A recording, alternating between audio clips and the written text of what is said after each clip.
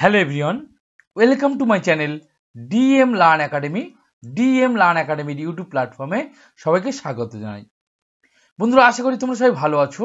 দেখো বন্ধুরা, আজকে চলেছি নতুন একটি প্র্যাকটিস সেট নিয়ে।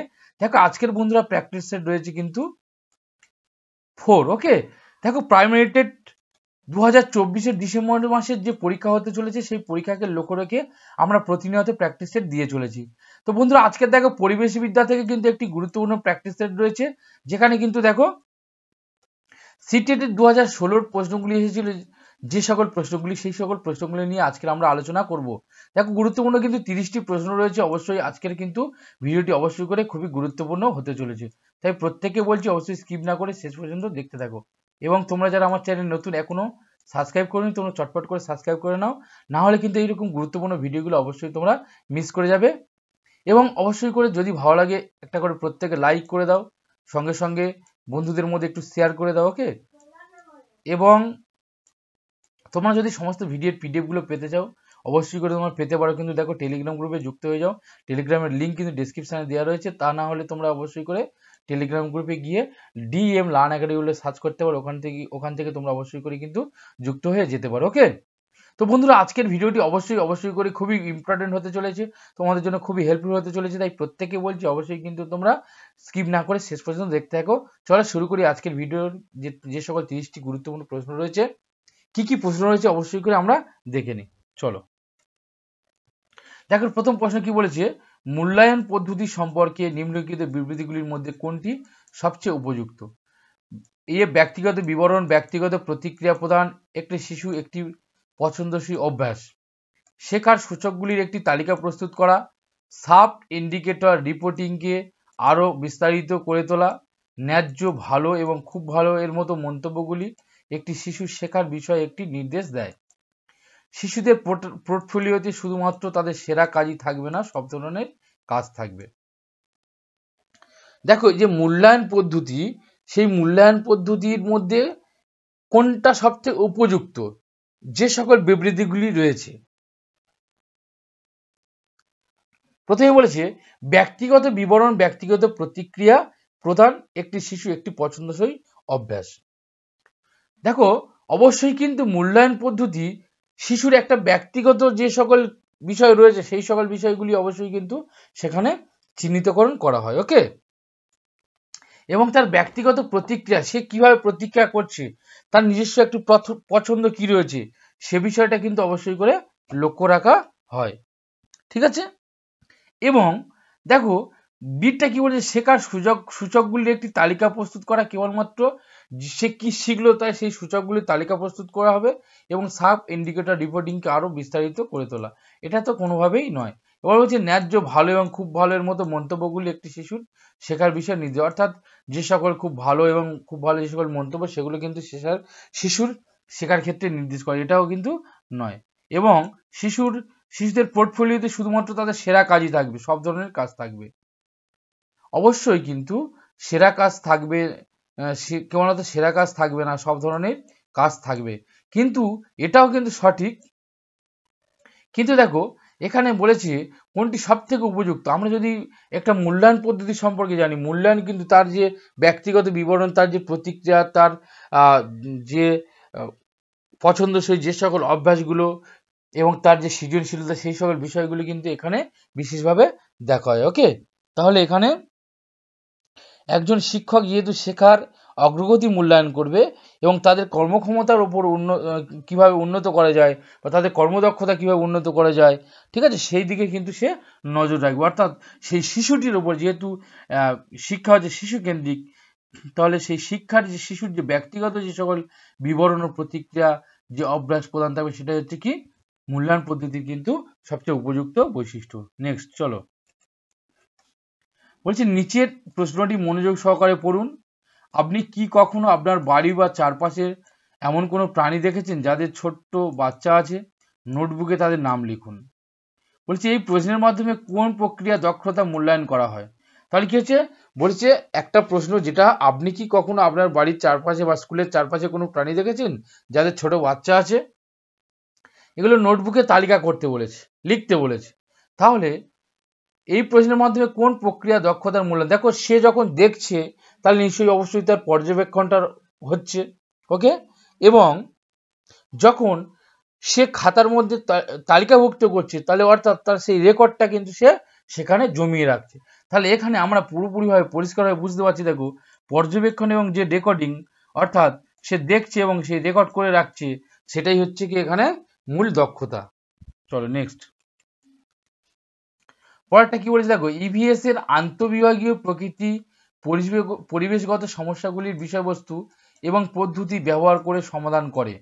তাহলে ইভিএস এর যে আন্তঃবিভাগীয় প্রকৃতি রয়েছে এবং পরিবেশের যে সমস্যাগুলির যে বিষয়বস্তু এবং পদ্ধতি ব্যবহার করে যেটা সমাধান করা হয়, সেটা হচ্ছে কি দেখো, বিজ্ঞান এবং সামাজিক বিজ্ঞান, সামাজিক বিজ্ঞান এবং পরিবেশ শিক্ষা, বিজ্ঞান, ডিটটা বিজ্ঞান, সামাজিক বিজ্ঞান এবং পরিবেশ শিক্ষা।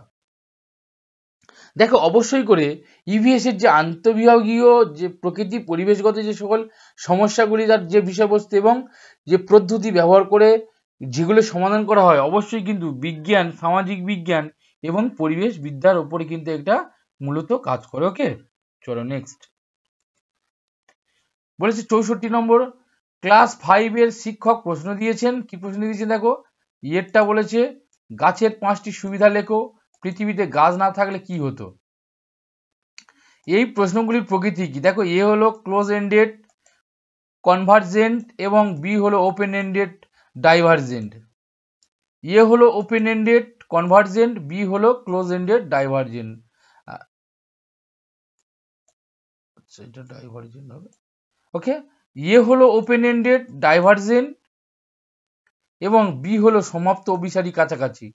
এ হলো ক্লোজ এন্ডেড ডাইভার্জেন্ট, বি হলো ওপেন এন্ডেড কনভার্জেন্ট। দেখো অবশ্যই এরটা প্রশ্নের দিকে তাকাও, গাছের 5টি সুবিধা লেখো, অর্থাৎ তুমি কিন্তু গাছের 5টি সুবিধা বিভিন্ন রকম ভাবে লিখতে পারো।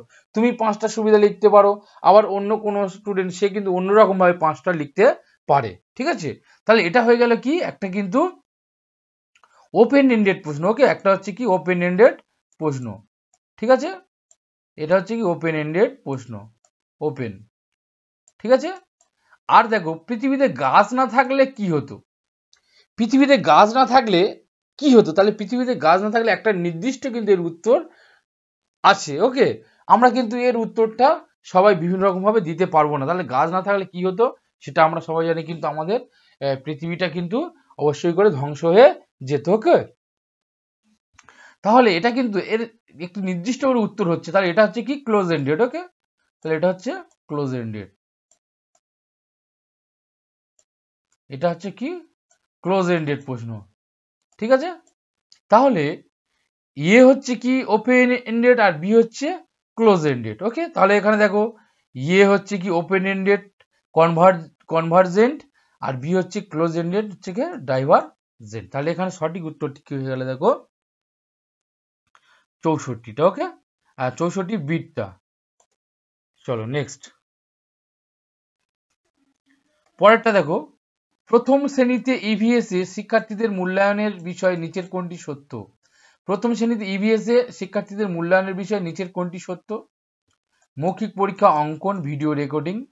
মৌখিক পরীক্ষা যেহেতু শিশুরা লিখতে পারবে না, অঙ্কন শিশুরা এটি উপভোগ করে, সি এবং ডি।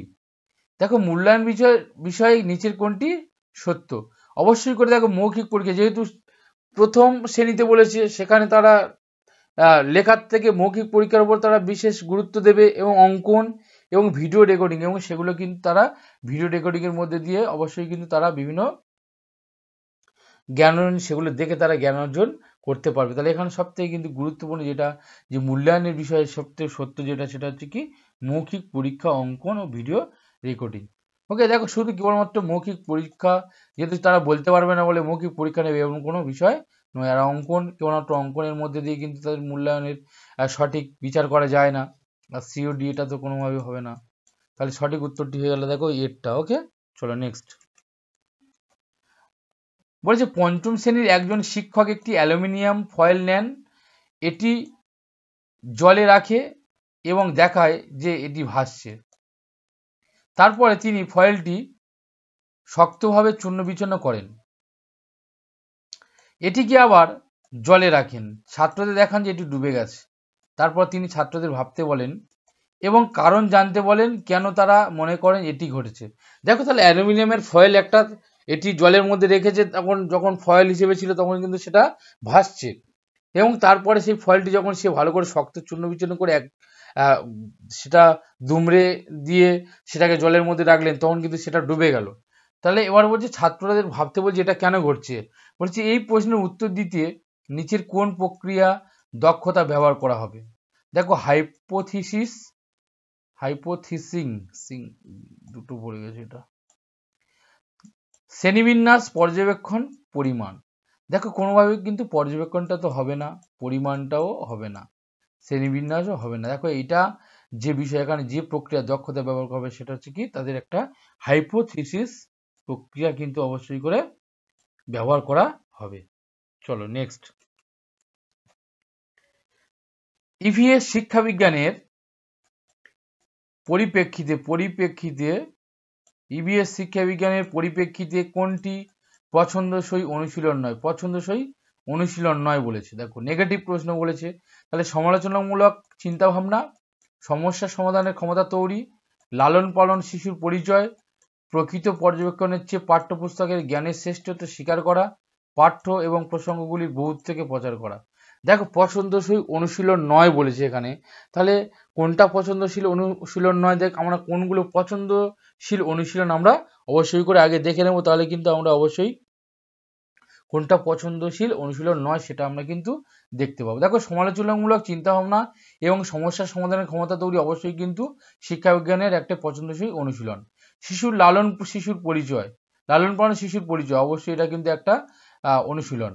তারপর দেখো প্রকৃত পর্যবেক্ষণের চেয়ে পাঠ্যপুস্তকের জ্ঞানের শ্রেষ্ঠত্ব স্বীকার করা, এটা দেখো এখানে একদম কিন্তু নয়, কারণ দেখো পাঠ্যপুস্তকের জ্ঞানের শুধুমাত্র শ্রেষ্ঠত্ব স্বীকার করবে এটা কিন্তু নয়, প্রকৃত পর্যবেক্ষণটা অবশ্যই কিন্তু প্রয়োজন, বিশেষ করে শিক্ষা বিজ্ঞানের ক্ষেত্রে। ওকে, তাহলে এটা কিন্তু এখানে প্রযোজ্য নয়, অর্থাৎ অনুশীলন নয়। তাহলে আমরা সঠিক উত্তরটি কি হয়ে গেল, দেখো সিটটা।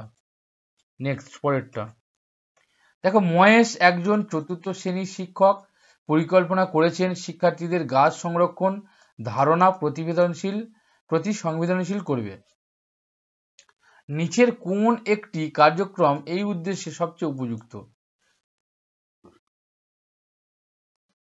দেখো কি বলেছে, মহেশ একজন চতুর্থ শ্রেণীর শিক্ষক, পরিকল্পনা করেছেন যে শিক্ষার্থীদের গাছ সংরক্ষণ এবং তার ধারণার প্রতি সংবেদনশীল করবে।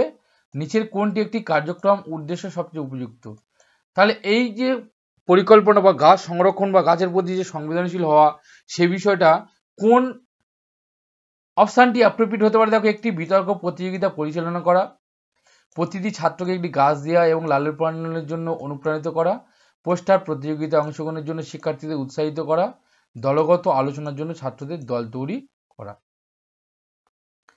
দেখো তাহলে একটি বিতর্ক প্রতিযোগিতা পরিচালনা করা, ছাত্রদের গাছ দেওয়া, লালন পালনের জন্য অনুপ্রাণিত করা, পোস্টার প্রতিযোগিতায় অংশগ্রহণের জন্য শিক্ষার্থীদের উৎসাহিত করা, দলগত আলোচনার জন্য ছাত্রদের দল তৈরি করা। দেখো দলগত আলোচনার জন্য ছাত্রদের কেবলমাত্র দল তৈরি করলে কিন্তু তাদের যে গাছ সংরক্ষণ তাদের প্রতি সংবেদনশীল হবে, সেটা কিন্তু এখানে আমরা এই উদ্দেশ্যটা কার্যক্রম করতে পারবো না। তারপর যে পোস্টার প্রতিযোগিতায় অংশগ্রহণের জন্য, এটা তো কোনোভাবেই নয়।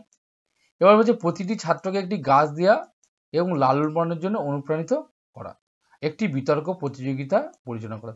দেখো কেবলমাত্র বিতর্ক প্রতিযোগিতা যদি আমরা করি, তাহলে তাদের মধ্যে কিন্তু গাছ সংরক্ষণ বা সংবেদনশীল হতে হবে, সেটাই কিন্তু তারা সেভাবে কিন্তু বুঝতে পারবে না। কিন্তু যদি প্রতিটি ছাত্রকে আমরা একটা করে গাছ দিই এবং তাদের লালন পালনের জন্য অনুপ্রাণিত করি, তারা অবশ্যই কিন্তু সেই গাছটি তারা হাতে কলমে কাজ করবে এবং তারা গাছটির প্রতি যত্নবান হবে এবং তারা গাছ সংরক্ষণ বা গাছের প্রতি সংবেদনশীল অবশ্যই কিন্তু হয়ে উঠবে। ওকে, তাহলে প্রশ্নের উত্তরটি কি হয়ে গেল, দেখো বিটটা। ওকে, চলো নেক্সট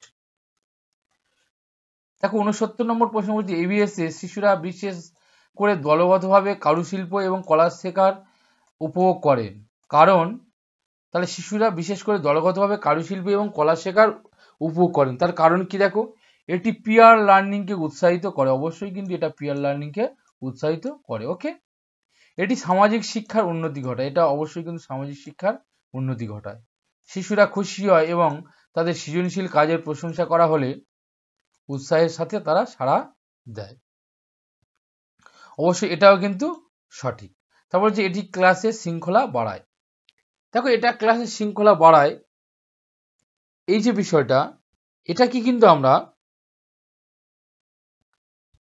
বলতে পারি না যে এই যে কারুশিল্প বা কলা শেখার উপভোগ করে, তার কারণ তাদের মধ্যে ক্লাসের যে শৃঙ্খলা সেটা বাড়বে। তাহলে এটা কিন্তু আমরা বাদ দেবো এখানে। ওকে, তাহলে দেখো আমাদের এখানে সঠিক হলো কি, এটি পিয়ার লার্নিংকে উৎসাহিত করে, অর্থাৎ দলভাবে কাজ করতেও তারা উৎসাহিত হয়। সামাজিক শিক্ষার উন্নতি ঘটায় একে অপরের মধ্যে দলগতভাবে কাজ করার ফলে, এবং তারা যেহেতু কারুশিল্প এবং শেখার উপভোগ করে, অবশ্যই তাদের মধ্যে কিন্তু সৃজনশীলতা এবং তারা খুশি হয়। এটা কিন্তু অবশ্যই সঠিক। তাহলে এখানে দেখো 1 2 3, অর্থাৎ সিটটা এখানে সঠিক উত্তর হয়ে গেল 1 2 3। ওকে, চলো নেক্সট। বলেছে পরীক্ষা হলো মূল্যায়ন এর অন্যতম সূচক, নিচের কোনটি পরীক্ষামূলক সূচক মূল্যায়নের উপযুক্ত উপায়? ছবি পড়া, সৃজনশীল লেখা, প্রদর্শন, হাতে কলমে কার্যকলাপ। দেখো অবশ্যই করে আমরা জানি হাতে কলমে কার্যকলাপটা হচ্ছে কি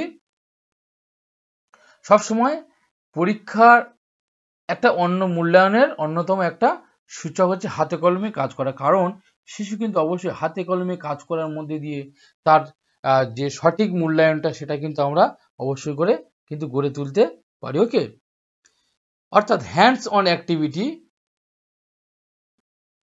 এই হ্যান্ডস অন অ্যাক্টিভিটির মধ্যে অবশ্যই কিন্তু ছবি পড়া, সৃজনশীলতা এবং কোনো কিছু প্রদর্শন করা, ঠিক আছে, সমস্ত কিছু করলে কিন্তু অবশ্যই তারা কিন্তু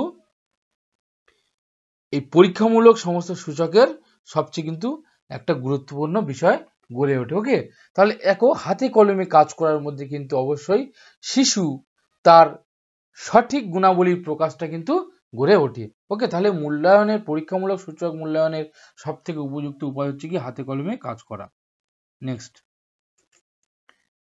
দেখো পরের প্রশ্নটা কি বলেছে, প্রাইমারি ক্লাসের ছাত্রদের অনেকগুলি বিষয় যেমন জীবিত, নির্জীব, জলচক্র, গাছপালা ইত্যাদিতে অনেকগুলি বিকল্প ধারণা রয়েছে। এই বিকল্প ধারণার উৎস হতে পারে, দেখো পরিবার ও সম্প্রদায়। অবশ্যই কিন্তু পরিবার ও সম্প্রদায়ের মধ্যে এই জীবিত, নির্জীব এই বিষয়গুলি রয়েছে। পাঠ্যপুস্তক এবং অন্যান্য, অবশ্যই কিন্তু পাঠ্যপুস্তকের মধ্যে এই জলচক্র, গাছপালা এইগুলো রয়েছে। শিক্ষক তিনিও অবশ্যই কিন্তু একটা জীবিত, নির্জীব বিষয়গুলি উপস্থাপন করতে পারে। গল্প এবং কবিতার মধ্যে কিন্তু আমরা এগুলো খুঁজে পাই। তাহলে সঠিক যদি বিকল্পটি আমরা দেখি তাহলে কি হতে পারে, দেখো এ বি সি ডি। ওকে, তাহলে সঠিক উত্তরটি কি হয়ে গেল A B C D. Next বলেছে কাঁচের বয়াম এবং বোতলগুলি আচারে ভর্তি করার আগে রোদে ভালোভাবে শুকানো হয়, এমন কেন করা হয়? দেখো তাদের তাপমাত্রা বৃদ্ধি করা, তাদের থেকে ধুলো অপসারণ করা, আর্দ্রতা সম্পূর্ণরূপে অপসারণ করা, আচার সুস্বাদু করতে। দেখো এই যে কাঁচের বয়াম এবং বোতলগুলি আচার ভর্তি করে রোদে দেওয়া হয়, তার কারণ হচ্ছে কি এই আর্দ্রতাকে সম্পূর্ণরূপে অপসারণ করতে হবে। ওকে, যদি এই আর্দ্রতাকে সম্পূর্ণরূপে অপসারণ না করা যায় তাহলে কিন্তু এর মধ্যে কিন্তু ছত্রাকের জন্ম হয়। ওকে, আর ছত্রাকের জন্ম হলে সেই কিন্তু আচারটা অবশ্যই করে কিন্তু নষ্ট হয়ে যাবে। তাহলে এই ছত্রাকটাকে সম্পূর্ণরূপে কিন্তু নিঃসরণ করার জন্য এই আর্দ্রতা যেটা থাকে সেটাকে সম্পূর্ণরূপে অপসারণ করতে হবে। ওকে, তাহলে সেই জন্য আমরা কি করি, যে আচারের বয়ামটাকে রোদের মধ্যে রেখে দিই। ওকে, চলো নেক্সট। বলেছেন রেণুর ঠাকুমা তাকে একটি খুব শুকনো অবস্থায় দেখায় এবং তাকে বলে যে 15 থেকে 20 বছর আগে এটা হচ্ছে পূর্ণরূপে হবে, পূর্ণরূপে বা সম্পূর্ণরূপে জল ছিল, সম্পূর্ণরূপে। ওকে,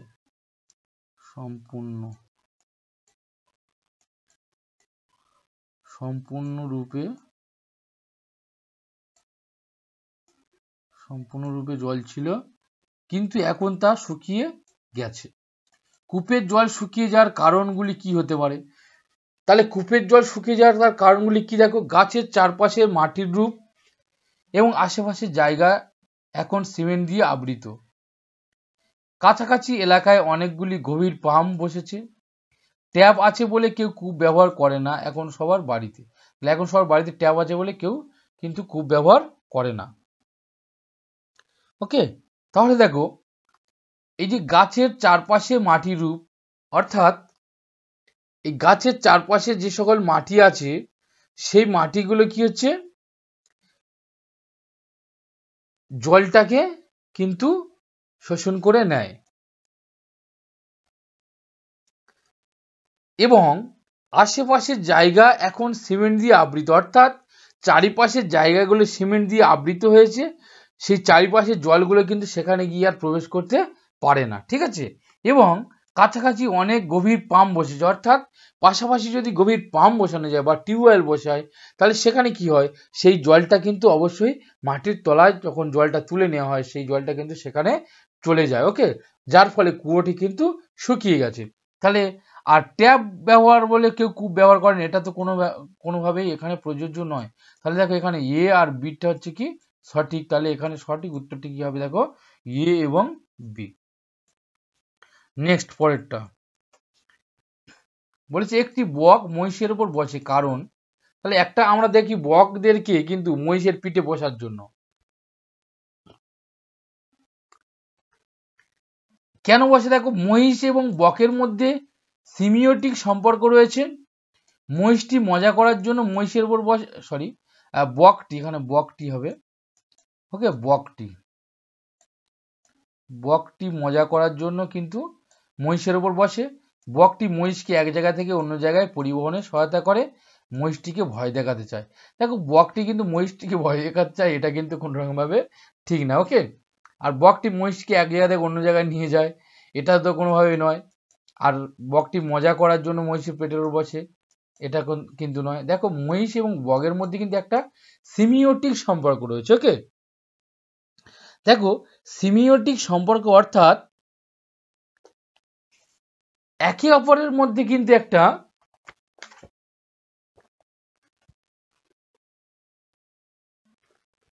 যে প্রতিরক্ষা, ওকে দেখো একে অপরের মধ্যে একটা প্রতিরক্ষামূলক বিষয় রয়েছে। অর্থাৎ দেখো বকটি কিন্তু তার পিঠের ওপর বসে কি করে, যে তার সেই পিঠে থেকে যে সকল পোকা হয় বা কীট জাতীয় যে সকল পোকাগুলো হয় সেগুলো কিন্তু সে খায়, যার ফলে মহিষ কিন্তু সেই পোকাগুলোর হাত থেকে একটা রেহাই পায়। ওকে, তাহলে এখানে কিন্তু বকটি মহিষের পিঠে বসে সে কিন্তু পোকা খেয়ে তার জীবন ধারণ করছে এবং মহিষটা কিন্তু সেই পোকার হাত থেকে রেহাই পাচ্ছে, এটাকে হচ্ছে সিমিওটিক সম্পর্ক। ওকে, তাহলে এই যে বক মহিষের উপর বসে এর কারণ হচ্ছে এদের মধ্যে একটা সিমিওটিক সম্পর্ক রয়েছে একে অপরের মধ্যে। ঠিক আছে, চলো নেক্সট পরেরটা কি বলছে, দেখো নিচের কোনটি উদ্ভিদের শিকড় জন্য একটি ফাংশন নয়। উদ্ভিদের শিকড়ের জন্য কোনটা ফাংশন নয়, খাদ্য সঞ্চয় করা অবশ্যই, শিকড় খাদ্য সঞ্চয় করে রাখে, হিউমাস সরবরাহ করা, উদ্ভিদকে সমর্থন নিয়ে অবশ্যই সমর্থন নেওয়া, অর্থাৎ উদ্ভিদকে সোজা হয়ে দৃঢ়ভাবে দাঁড়িয়ে থাকতে অবশ্যই এটা সঠিক, জল এবং খনিজ শোষণ করতে এটাও সঠিক, কিন্তু হিউমাস সরবরাহ করার ক্ষেত্রে কিন্তু এটা শিকড়ের ভূমিকা নেই বা ফাংশন নেই। ওকে, চলো নেক্সট ৭৬ নম্বর প্রশ্ন কি বলছে, কর্ণম মল্লেশ্বরী সম্পর্কে নিম্নলিখিত বিবৃতি বিবেচনা করুন। তিনি আন্তর্জাতিক খ্যাতির একজন ভারোত্তোলক, তিনি কর্ণাটকের বাসিন্দা, তার কৃতিত্বের জন্য তাকে অনেক রেকর্ড রয়েছে, তিনি ১৩০ কেজি পর্যন্ত ওজন তুলতে পারেন, তিনি ১২ বছর বয়সে ওজন তুলতে শুরু করেছিলেন। দেখো অবশ্যই করে কিন্তু তিনি একজন আন্তর্জাতিক খ্যাতির ভারোত্তোলক, অর্থাৎ কর্ণম মল্লেশ্বরী তিনি কিন্তু একজন আন্তর্জাতিক খ্যাতির ভারোত্তোলক। ওকে, এবং তিনি তার কৃতিত্বের জন্য অনেক রেকর্ড রয়েছে, ১৩০ কেজি পর্যন্ত কিন্তু তিনি ওজন তুলতে পেরেছেন। আর একটা বিষয় যেটা তিনি ১২ বছর বয়সে কিন্তু ওজন তুলতে শুরু করেছিলেন। তাহলে এখানে সঠিক উত্তরটি হয়ে যাবে কি, দেখো এ, সি আর ডি। ওকে, তিনি কিন্তু ভারতের বাসিন্দা ছিলেন, এখানে কর্ণাটক দিয়েছে। ওকে, চলো নেক্সট নিচে কূপ বা বাউলি সম্পর্কিত কিছু বিবৃতি রয়েছে। কূপ বা বাউলি সম্পর্কিত কিছু বিবৃতি রয়েছে, দেখো এগুলি জল সঞ্চয় ও সংরক্ষণের একটি ঐতিহ্যবাহী ব্যবস্থা, অবশ্যই কিন্তু এটা জল সঞ্চয় ও সংরক্ষণের একটা ঐতিহ্যবাহী ব্যবস্থা। এগুলি একটি সম্প্রদায়ের সম্পদ হিসেবে ব্যবহৃত হতো, অবশ্যই একটা সম্প্রদায়ের সম্পদ হিসেবে ব্যবহৃত হতো। এগুলি প্রধানত বৃষ্টি পাকা রাজ্যে পাওয়া যায় বা নির্মিত, অবশ্যই যে সকল এলাকাতে বেশি যে সকল রাজ্যে বেশি পরিমাণ বৃষ্টি হয় সেই সকল এলাকাতে অবশ্যই এগুলো নির্মিত হয়। এটা সঠিক, এতে শুধুমাত্র দূষিত জল থাকে না, এটা কিন্তু ভুল। তাহলে এখানে দেখো সঠিক উত্তরটি হচ্ছে এ, বি এবং সি।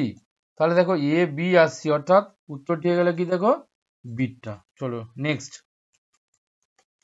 বলছে ওরলি একটি ঐতিহ্যবাহী শিল্প, এটি কোন রাজ্যের? দেখো ওরলি একটি ঐতিহ্যবাহী শিল্প কোন রাজ্যের? মহারাষ্ট্রে, উড়িষ্যা, রাজস্থান, বিহার।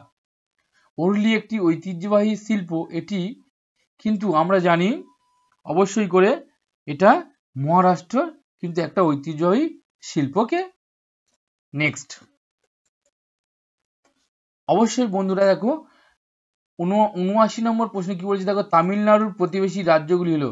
বন্ধুরা তোমরা যারা আমার চ্যানেলে নতুন ভিডিওগুলি দেখছো অবশ্যই চটপট করে সাবস্ক্রাইব করে দাও, এবং যদি ভালো লাগে অবশ্যই প্রত্যেক একটা করে লাইক করে দাও এবং বন্ধুদের মধ্যে প্রচুর প্রচুর শেয়ার করতে থাকো। ওকে, দেখো কি বলেছে, তামিলনাড়ুর প্রতিবেশী রাজ্যগুলি হলো কেরালা, কর্ণাটক, অন্ধ্রপ্রদেশ। এইরকম ধরনের প্রশ্ন অবশ্যই কিন্তু পরীক্ষায় আসে। আমরা যদি বিগত 2022 সালে এবং 30 সালের প্রশ্ন একটু বিশ্লেষণ করে দেখি, অবশ্যই কিন্তু এইরকম প্রশ্ন ছিল। ওকে, দেখো কেরালা, গুজরাট এবং কর্ণাটক। সিটটা বলেছে অন্ধ্রপ্রদেশ, গোয়া, কর্ণাটক এবং কেরালা। দেখো তামিলনাড়ুর যে সকল প্রতিবেশী দেশ সেটা হচ্ছে কি কেরালা, কর্ণাটক এবং কিন্তু অন্ধ্রপ্রদেশ। ওকে, কেরালা, কর্ণাটক এবং অন্ধ্রপ্রদেশ কিন্তু তামিলনাড়ুর প্রতিবেশী রাষ্ট্র। তাহলে এরটা হয়ে গেল সঠিক উত্তর। চলো নেক্সট। বলছে নিচের কোনটি প্রবণ শক্তি এত তীক্ষ্ণ যে শ্রবণ শক্তি হবে, সরি এটা শ্রবণ শক্তি এত তীক্ষ্ণ যে এটি পাতার ঝড়ঝঞ্ঝা এবং ঘাসের উপর চলা প্রাণীর শব্দে পার্থক্য করতে পারে। অর্থাৎ কোন প্রাণীটি তার শ্রবণ শক্তি এত তীক্ষ্ণ যে পাতার যে ঝড়ঝঞ্ঝা বা ঝড়ের ফলে যে সকল পাতা পড়ছে বা ঝড় হচ্ছে এবং ঘাসের উপরে যদি কোনো প্রাণী চলাফেরা করতে পারে তার যে পার্থক্য করতে পারে সেটা ঠিক কোন প্রাণী? দেখো বাঘ, রেশম কীট, কুকুর না শকুন। দেখো অবশ্যই করে কিন্তু বাঘের শ্রবণ শক্তি খুবই তীক্ষ্ণ, ঠিক আছে। অবশ্যই কিন্তু সে একদম নিস্তব্ধে কি হচ্ছে না হচ্ছে সে কিন্তু একদম পরিষ্কারভাবে তীক্ষ্ণভাবে সে বুঝতে পারে, তার শ্রবণ শক্তির মধ্যে এতটাই তীক্ষ্ণতা রয়েছে। ওকে, আর ঘ্রাণ শক্তি রয়েছে কার? কুকুরের। ওকে, চলো নেক্সট। 81 নম্বর প্রশ্ন কি বলছে, যখন কেউ আমেদাবাদ থেকে কেরালায় ট্রেনে যাত্রা করে তখন একজন অনেক টানেল পেরিয়ে আসে। এই টানেলগুলো পাহাড়ের মধ্যে রয়েছে কোথায়? দেখো বিন্ধ্যাচল, আরাবল্লী, পশ্চিমঘাট না পূর্বঘাট। অবশ্যই দেখো যখন আমেদাবাদ এবং কেরালায় ট্রেন যাত্রা করছে তখন কিন্তু অবশ্যই পশ্চিম ঘাটের ওপর দিয়ে কিন্তু তাকে অবশ্যই আসতে হবে। ওকে, এবং এই পশ্চিম ঘাটের মধ্যে কিন্তু অনেক টানেল পেরিয়ে আসতে হবে। আর পশ্চিম ঘাট হলো এমন একটি পর্বতশ্রেণী যা ভারতীয় উপদ্বীপের পশ্চিম উপকূলের সমান্তরালে চলে। ওকে, আর এই পরিসরটি গুজরাট এবং মহারাষ্ট্রের সীমান্তের কাছে শুরু হয় এবং প্রায় 1600 কিলোমিটার গিয়ে কি হয় মহারাষ্ট্র, গোয়া ও কর্ণাটক, কেরালা এবং তামিলনাড়ু রাজ্যগুলির মধ্যে দিয়ে চলে কি হয় ভারতের প্রায় দক্ষিণ প্রান্তে কন্যাকুমারীতে গিয়ে কিন্তু অবশ্যই করে সেটা শেষ হয়ে যায়। ওকে, তাহলে যখন আহমেদাবাদ কেরালার ট্রেন দেখো এতগুলো কিন্তু পেরিয়ে তারপরে কিন্তু সে শেষ হচ্ছে কোথায়? ভারতের দক্ষিণ প্রান্তে কন্যাকুমারীতে কিন্তু শেষ হচ্ছে, ঠিক আছে। তাহলে এটা হচ্ছে সঠিক উত্তর কি হবে? পশ্চিম ঘাট। ওকে, নেক্সট। পৃথিবী গোলাকার, পৃথিবীতে আসলে কোনো উপর বা পৃথিবীতে আসলে কোনো উপর বা নিচ নেই, এটি কেবল আপেক্ষিক। আমরা ভারতের জনগণ প্রকৃতপক্ষে জনগণের সাথে সম্পর্কের ক্ষেত্রে উল্টো হয়ে দাঁড়িয়েছি।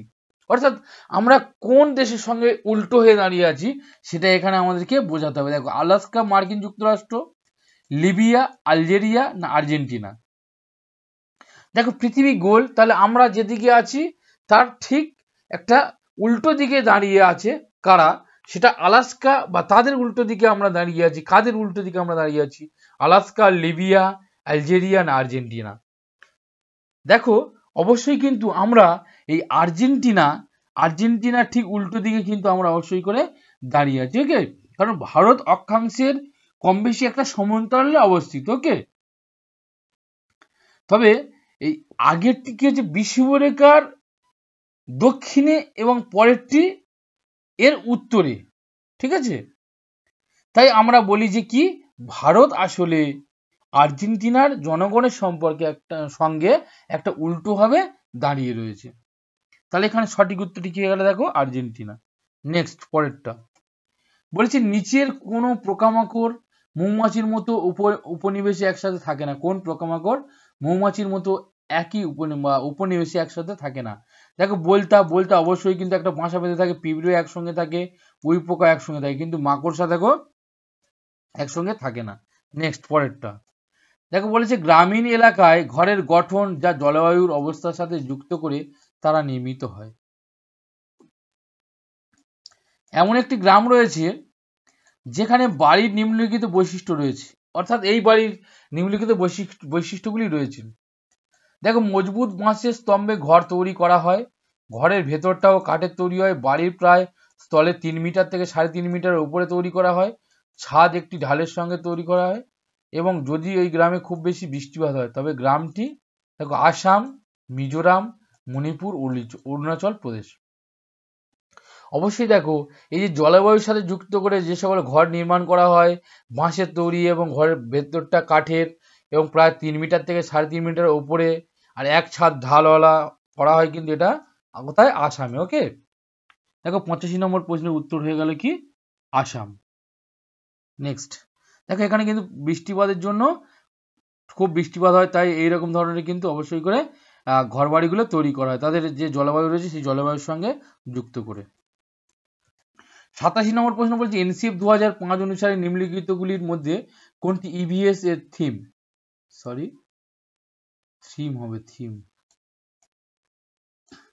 ইভিএস এর থিম খাদ্য, সৌরজগৎ, আবহাওয়া, শক্তি। দেখো শক্তি কিন্তু ইভিএস এর থিম নয়, শক্তি কিন্তু আমরা বিজ্ঞানের থিম জানি, আবহাওয়া, ভূগোল এবং সৌরজগৎ ভূগোল, কিন্তু এখানে ইভিএস এর থিম হচ্ছে কি খাদ্য, ওকে। চলো নেক্সট ইভিএস এর থিম ভিত্তিক পন্থা অবলম্বনের পক্ষে নিচের কোনটি শক্তিশালী যুক্তি? থিম ভিত্তিক পন্থা অবলম্বন, দেখো এটি পাঠের কাঠামো দিতে সাহায্য করে, পরিকল্পনা করে এবং শিক্ষাকে আরো কার্যকরী করে তোলে। এটি শিক্ষাদানকে আরো আকর্ষণীয় কার্যকলাপ ভিত্তিক করতে সাহায্য করে। এটি বিস্তৃত ধারণা, সমস্যা ও দক্ষতাগুলিকে কভার করতে সাহায্য করে। এটি বিস্তৃত বিষয়বস্তু আয়ত্ত করতে এবং জ্ঞানকে সামগ্রিকভাবে অ্যাক্সেস করতে সহায়তা করে। বলেছে শক্তিশালী যুক্তি, দেখো সবকটা যুক্তি কিন্তু ঠিকই থিম ভিত্তিক, অর্থাৎ আমরা কোনো বিষয় পড়াবো সেই বিষয়টা একটা থিম তৈরি করে সেই থিম ভিত্তিক যদি পন্থা অবলম্বন করা যায় তাহলে কোনটা সবচেয়ে শক্তিশালী। দেখো বলছে পাঠের কাঠামো দিতে সাহায্য করে, পরিকল্পনা এবং শিক্ষাকে আরো কার্যকরী করে তোলে। অবশ্যই করে এটা ঠিক। শিক্ষাদানকে আকর্ষণীয় করে তোলে, কার্যকলাপ ভিত্তিক করতে সাহায্য করে, অবশ্যই। বিস্তৃত ধারণা, সমস্যা, দক্ষতাগুলিকে কভার করতে সহায়তা করে, অবশ্যই। এবং এটি বিষয়বস্তু আয়ত্ত করতে, জ্ঞানকে সামগ্রিক অ্যাক্সেস করতে সহায়তা করে। কিন্তু বলছে সবচেয়ে শক্তিশালী কোনটি? দেখো এই থিম ভিত্তিক পন্থা অবশ্যই করে কিন্তু যে পাঠ আমরা করাচ্ছি সেই পাঠের একটা কাঠামো দিতে সহায়তা করে, অর্থাৎ সেই পাঠের মধ্যে কিভাবে সেই পাঠটা গঠিত হয়েছে বা পাঠের মধ্যে কি কি রয়েছে, কি পরিকল্পনা করা হয়েছে এবং শিক্ষাকে কিন্তু আরো কার্যকরী করে তোলে। এটা কিন্তু আমার মনে হচ্ছে যে সঠিক সব থেকে গুরুত্বপূর্ণ বিষয়, ওকে। নেক্সট পরেরটা 89 নম্বর প্রশ্ন কি বলছে, দেখো প্রাথমিক ক্লাসে ইভিএস শেখানোর ক্ষেত্রে গল্পগুলি একটি গুরুত্বপূর্ণ দিক। মানে ইভিএস শেখানোর ক্ষেত্রে অবশ্যই গল্প বলা পদ্ধতি একটা গুরুত্বপূর্ণ দিক। নিচের কোনটি ইভিএস শ্রেণীকক্ষে পাঠ্যশাস্ত্র হিসেবে গল্প বলার অন্তত উপযুক্ত কারণ? দেখো গল্পগুলি মানুষের অভিজ্ঞতা অন্তর্ভুক্ত করে, বিভিন্ন বিষয়ের ক্ষেত্রগুলিকে কাটা গল্পগুলি মানে বিভিন্ন বিষয় থেকে তুলে নেওয়া হয় এই যে গল্পগুলি, এবং গল্পগুলি ক্লাস পরিচালনার সহায়তা করে, গল্পগুলি ইভিএস এর ধারণাগুলিকে সম্পর্কিত করার প্রসঙ্গ সরবরাহ করে। দেখো প্রত্যেকটা অপশনকে আমাকে ভালোভাবে বুঝতে হবে, তারপরে কিন্তু আমরা উত্তরটা করব। গল্পগুলি মানুষের অভিজ্ঞতা অন্তর্ভুক্ত করে,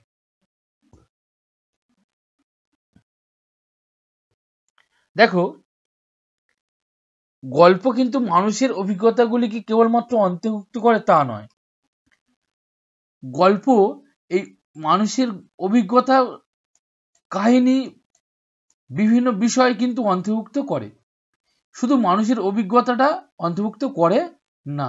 ঠিক আছে, বিভিন্ন বিষয়ের ক্ষেত্রগুলিকে কাটা, অর্থাৎ বিভিন্ন বিষয়গুলি থেকে কিন্তু অবশ্যই গল্পগুলি কেটে নেওয়া হয়।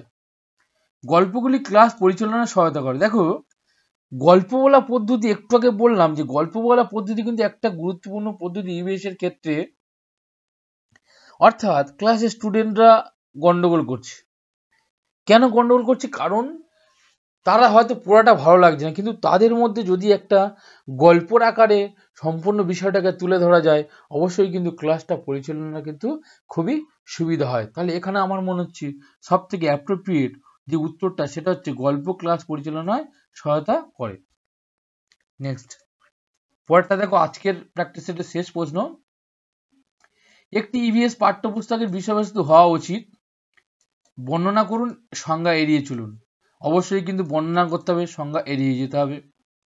রোট শেখার নিরুৎসাহিত করুন। অবশ্যই রোটে শেখার, অর্থাৎ শুধু কেবলমাত্র পড়ে মুখস্থ করার রোটেশন অনুযায়ী, সেটা কিন্তু কোনোভাবেই নয়, তাহলে এটাও সঠিক। শিশুকে প্রশ্ন করার সুযোগ প্রদান করুন এবং অনুসন্ধান স্পৃহা জাগ্রত করুন। অবশ্যই প্রশ্ন করার সুযোগ করে দিতে হবে এবং অনুসন্ধান স্পৃহা জাগ্রত করতে হবে। শিশুকে শুধুমাত্র লিখিত তথ্য দেওয়া হয়েছে, কেবলমাত্র শুধু লিখিত তথ্যের ক্ষেত্রে কিন্তু এখানে কোনো ভিত্তি নেই। ওকে, তাহলে এখানে সঠিক বিকল্পটি কোনটি হয়ে যাচ্ছে? দেখো, এ, বি এবং সি।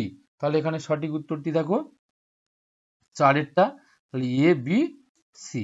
ওকে বন্ধুরা, আজকের ছিল এই গুরুত্বপূর্ণ 30টি প্রশ্ন প্র্যাকটিস সেট 4-এর।